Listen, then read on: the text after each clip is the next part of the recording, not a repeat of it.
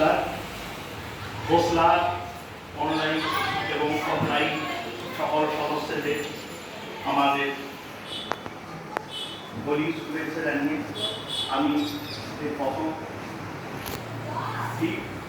এবং যে দ্বাদশ তার উপস্থিত এবং আমাদের যে বিস্কুট সাথে সেই সমাধান প্রথমে এই পুরস্কারের খানে আমরা যে সংগঠিত হয়েছি আমাদের ভোসলা থেকে যে সুযোগ দিয়েছে সেই জন্য গোপালগঞ্জের এই শিবের কমিটিকে আমরা ওনার তরফ থেকে ধন্যবাদ জানাই। এবার শিব সম্পর্কে এবং শিবের যে উৎপত্তি হয়েছে কিছু লৌকিক কথা এবং কিছু পুঁথিগত তথ্য আপনাদের সামনে বলার চেষ্টা করি। প্রথমেই আমরা শিবকে প্রণাম জানাবো। ওম নমঃ শিবায় নমঃ। আদিকাল থেকে ব্রহ্মা ও বিষ্ণু এই দুই দেবতা নিজেদের শ্রেষ্ঠত্ব নিয়ে অর্থাৎ কে বড় সেই নিয়ে সংঘাত পান। দুজনেই অটল এবং অনড় শ্রেষ্ঠত্বের দাবি সংঘর্ষ পাত। সেই সংঘর্ষ জটিল থেকে জটিলতর হয়ে উঠল। হঠাৎ দেখা গেল এক তীব্র আলোর জ্যোতি, যেন এক বিরাট আলোর স্তম্ভ।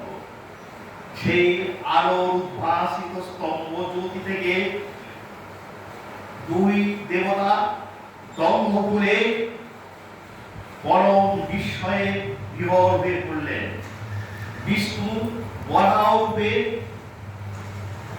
বরাহ রূপকে পাতাল থেকে এবং ব্রহ্মা তীক্ষ্ণ দৃষ্টি সম্পন্ন ঈগলের রূপ দিয়ে সেই জ্যোতি উৎস কি সেটা উদ্ভাবনের চেষ্টা করতে লাগলেন।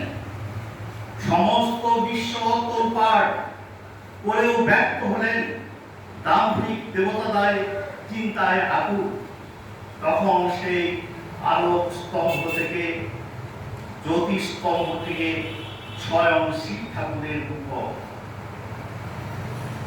এই দুই দেবতা অর্থাৎ ব্রহ্মা এবং বিষ্ণু তারা তাদের দাবি থেকে সরে এলেন, এসে নতমস্তকে প্রণাম জানালেন।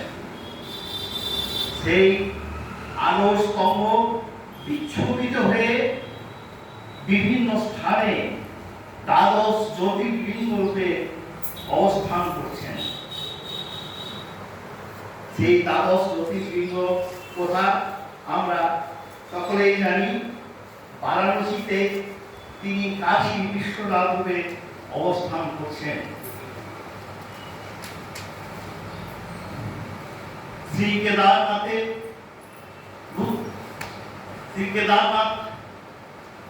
হরিদ্বারে শ্রী কেদারনাথ রূপে এবং শ্রীশৈলমে মল্লিকার্জুন স্বামী রূপে এবং মহারাষ্ট্রের নাসিকে শ্রী ভীমাশঙ্কর রূপে, ইন্দোরে ওঙ্কেশ্বর শিব নামে এবং গুজরাটের আহমেদাবাদে শ্রী সোমনাথ রূপে এবং উজ্জয়িনীতে শ্রী মহাকালেশ্বর রূপে এবং আমাদের কাছে দেবঘর ঝাড়খণ্ড সেখানে শ্রী বৈদ্যনাথ রূপে এবং দ্বারকার খাতে শ্রী নাগেশ্বর রূপে এবং বিরোরা বা মহারাষ্ট্রে শ্রী ঘিসনেশ্বর রূপে এবং মহারাষ্ট্রে ত্রম্বকেশ্বর রূপে, চেন্নাই ও তামিলে শ্রী দক্ষিণেশ্বর রূপে তিনি বিরাজ করছেন। তবে ভিন্ন মতে আরো কিছু কিছু জ্যোতির্লিঙ্গের কথা আমরা জানি। যাই হোক, আমরা যে লিঙ্গ রূপে শিবকে পূজা করছি তিনি এই পৃথিবী বিভিন্ন স্থানে অবস্থান করছেন এবং আমরা ওই লিঙ্গ লক্ষ্য করলে দেখা যাব তার উপরে তিনটি সাদা দাগ থাকে, একটি দুটি তিনটি। প্রথমের যে স্থান তিনি আমরা যে ব্রহ্মা বিষ্ণু মহেশ্বর বলি, প্রথম যে সাদা দাগটি থাকে সেই স্থান দাগটি হলো স্বয়ং মহাদেব শিব। তারপরের যে দাগ সাদা দাগটি থাকে সেটি হচ্ছে স্বয়ং বিষ্ণু, এবং তারপরে যে দাগটি থাকে সাদা দাগটি থাকে তিনি হচ্ছেন ব্রহ্মা।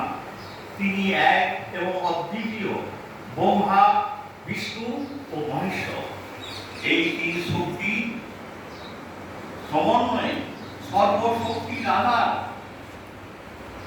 এই মহাদেব। সেই মহাদেবকে স্থানে আমরা প্রণাম, আমরা সবাই বলি মহাদেব মহাপ্রাণ মহাযোগী মহেশ্বর সর্ব পাপ হরং দেব মহোরায় নমঃ। নমস্কার।